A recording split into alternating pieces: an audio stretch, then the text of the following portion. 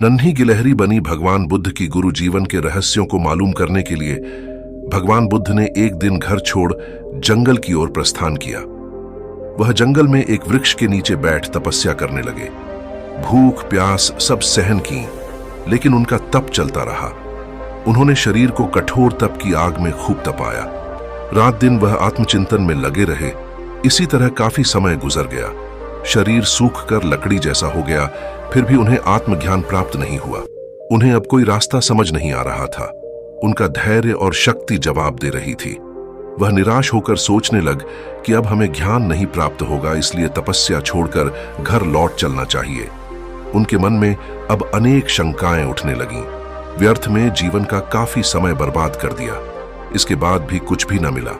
शरीर और मन को कितना कष्ट दिया, इसके बाद भी आत्म तत्व जैसी चीज न प्राप्त हो सकी। शरीर अत्यंत दुबला और कमजोर हो गया था, इसलिए उनके कदम लड़खड़ा रहे थे। वह चले जा रहे थे कि उन्हें प्यास लगी। देखा रास्ते में कुछ दूरी पर एक स्वच्छ जल की झील है।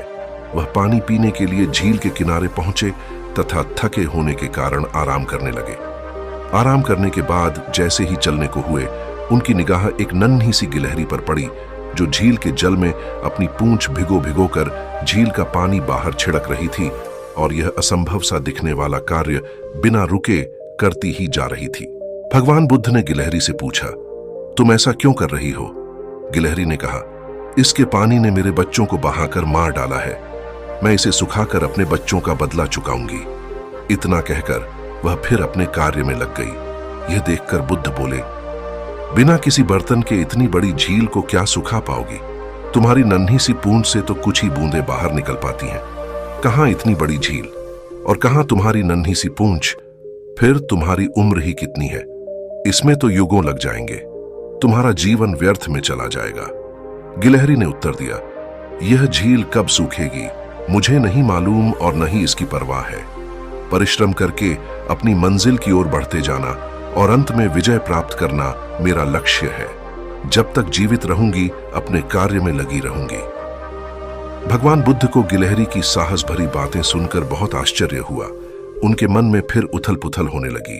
वह सोचने लगे, जब नन्ही सी गिलहरी अपने अत्यंत छोटे साधनों से असंभव सा दिखने वाले कार्य को संभव कर देने के लिए दृढ़ प्रतिज्ञ है, तो मैं तो उच्च मन मस्तिष्क वाला मनुष्य हूं। फिर भला मैं क्यों नहीं अपना लक्ष्य प्राप्त कर सकता? वह तपस्या पूर्ण कर ध्यान प्राप्त करने का संकल्प लेकर पुनः वन की ओर लौट गए।